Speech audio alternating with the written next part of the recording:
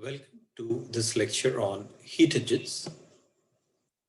In a previous lecture, we wanted to introduce the set of questions that the second law tries to answer.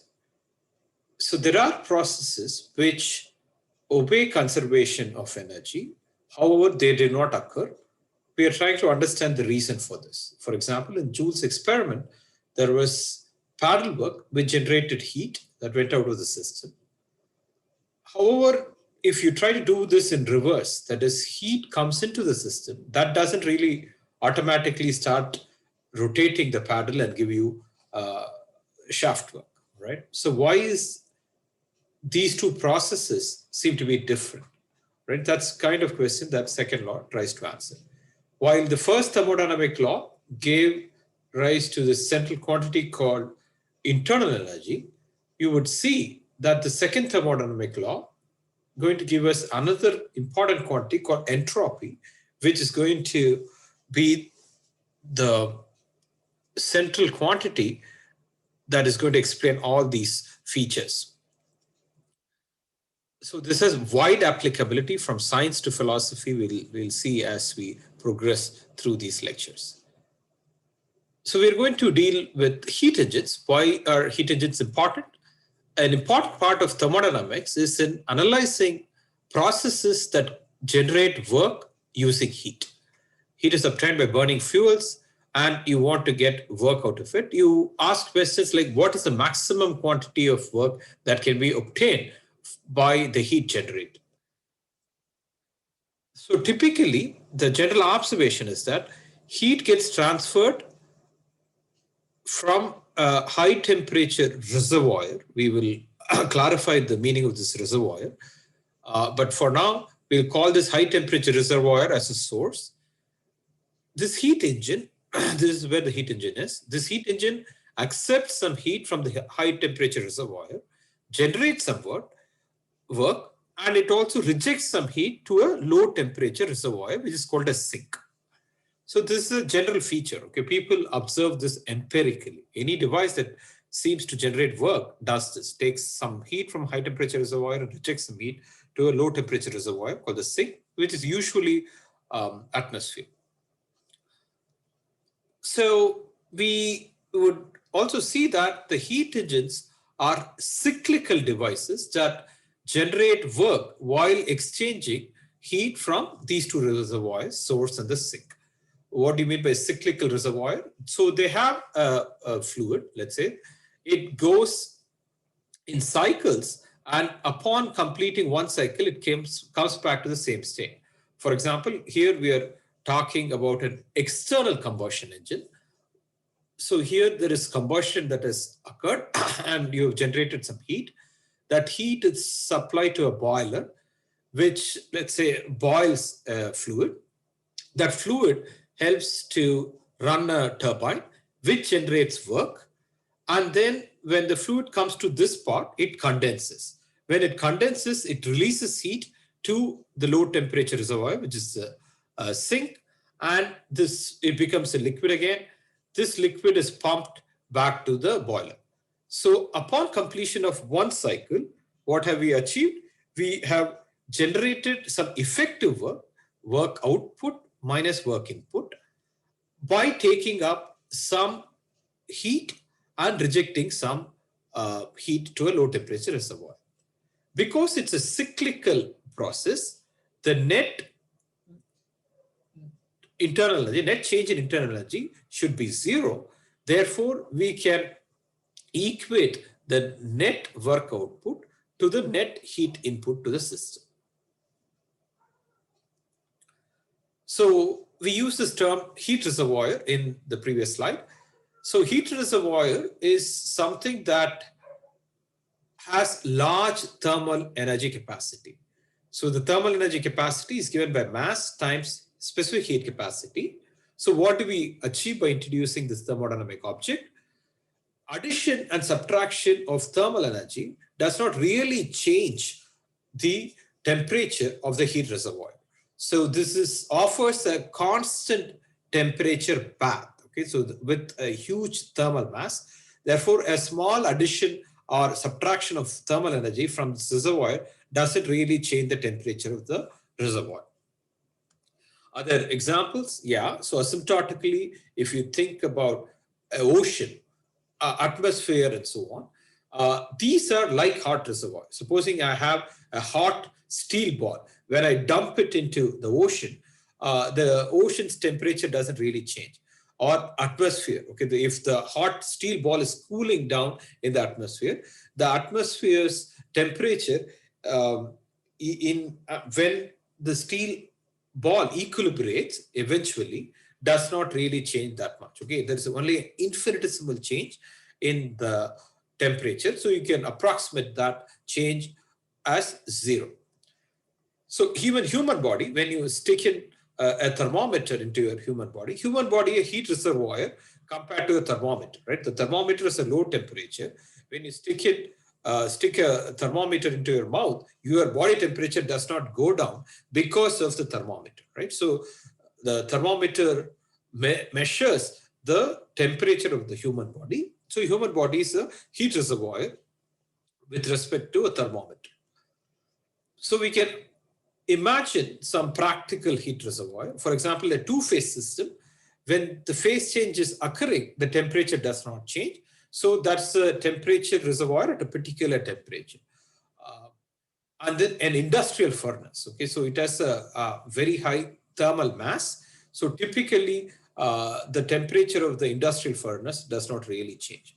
So this concept of heat reservoir is an important concept that helps us in analyzing heat engines. So you have to really understand what we mean by that and how certain practical objects asymptotically reach this notion of heat reservoir. We talked about an external combustion engine, and here we are showing internal combustion engine. So in an internal combustion engine, there's a mechanical cycle. Okay, so things occur repetitively. There are these motions that occur repetitively. So there's a mechanical cycle, but it's not a thermodynamic cycle. Why is that so? Because the working fluid does not come back to the same position. The working fluid is purged without being recycled and purged into the atmosphere. Whereas there is a mechanical cycle, it is not a thermodynamical cycle. Okay, so you have to really understand the difference between an external combustion engine that supplies heat, whereas an internal combustion engine generates heat internally in this combustion chamber, but the working fluid is purged out to the atmosphere. So in our Carnot cycle, we will be analyzing something close to an external combustion engine generating heat and supplying it to the a fluid that cycles around to generate work, overall work. We can define the thermal efficiency of a heat engine. How so? This is based on first law. Because it's a cyclical process, we could make this balance. This is the work that is generated, overall work that is generated, divided by the overall heat that is accepted by the heat engine. So it accepts this overall heat from a high temperature reservoir and effectively produces this amount of work, right? So the efficiency is, I'm substituting this here, I'll get 1 minus the heat that is rejected to a low temperature reservoir divided by the high temperature heat that is accepted from the high temperature reservoir. So if I want to have 100% efficiency, my QL has to be 0, right? So you will see that this is never a possibility. So you would always have a heat engine that is less than 100% efficient. So here we are talking in terms of heat. We can also talk in terms of rates, okay, which is not really different. You can define the efficiency in terms of rate of work that is generated divided by the net rate of heat that is taken up from the high temperature reservoir. For example, if you're generating a rate at 30 megawatts and you are accepting heat of about 80 megawatts from high temperature reservoir, your efficiency is about 37.5%. Okay, so I'm just, so you can either define in efficiency in terms of heat or in terms of power. Okay. Can we get 100% thermal efficiency? The answer is no. Let us give some qualitative reasons why this is so. We will look at this again in the next lecture or so. So here we are trying to operate a cyclical process and accept heat and then do some work. So you're accepting heat from a high temperature reservoir. This reservoir is up at 100 degrees centigrade and it is supplying heat to a gas at 30 degrees centigrade. The heat can only go from high temperature to regions of low temperature. That's the criterion for heat transfer. Let's say 100 kilojoules of heat is being supplied. And this causes an expansion of the gas, which is raising the load, because of which, let's say 15 kilojoules of work has been achieved. Okay, so any raising a mass is equivalent to work that is being generated. I've been able to obtain 15 kilojoules of work from this process. I've removed the load. You should notice that my work I obtain is only 15 kilojoules because part of the work has been utilized for expanding, okay, heating this gas to a high temperature and for the expansion of the gas. Okay, so not all of this 100 kilojoules has been supplied and obtained as work, but it has gone to heating up this gas as well as expansion, gas expansion. More importantly, I want to operate a cyclical device, right? So I have to eventually cool down this gas and get it to this point, right? So I can only cool down this gas by heat transfer again. And I can only transfer heat to a low temperature reservoir that is at least less than 30 degrees centigrade, right? So here the reservoir is is at 20 degrees centigrade. Therefore, I supply heat of about 85 kilojoules to get my gas to the original condition. Therefore, whenever I obtain work from a cyclical process, there is no way my heat rejection to a low temperature reservoir can be zero. Because of this, my efficiency can never be 100%. Okay, so this is an important example for you to understand. Go through this example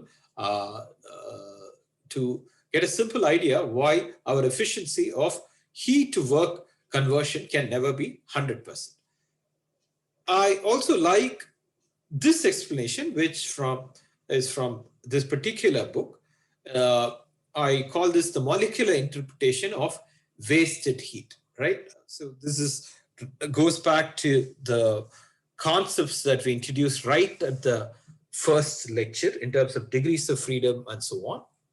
And what is the meaning of temperature, right? We said half kT based on equipartition theorem. Half kT is the energy stored in every degree of freedom. So this boils down to that particular notion, right? So how does heat engine work? So when you say you are transferring heat from a high temperature reservoir, there are molecules that have, let's say, equilibrated with this high temperature reservoir. They are coming and impinging on a piston, right? Whenever we say we are getting work out, it is equivalent to movement of a piston, okay, or a raising a mass or moving a turbine. All these things are equivalent notions of getting work from a system. So it comes at, let's say, at a high velocity, some momentum is lost, but after losing some momentum for moving the piston overall, this bounces off the piston ball, let's say, with a lesser momentum, okay, lesser velocity. This velocity is a finite velocity. For you to get 100% efficient conversion of heat to work, all this velocity has to have been converted towards moving the piston, and the outgoing gases have to have zero velocities. Okay, that never happens, right? So a gas comes at high velocities because it is coming, let's say, from a high temperature reservoir. After transferring some momentum for moving the piston, it goes back to with some finite velocities which can be translated into finite temperatures. Okay, so this is never zero. Okay, therefore your efficiency is always less than 100%. Okay, so you can also understand why the efficiency is not 100% from this rather physical example. Yeah. So where do we go next? Okay, so in this lecture, we mainly introduce the notion of heat reservoir, heat engines, and why the heat to work conversion can never be 100%. In the next lecture, we will see the Kelvin-Planck statement of second law of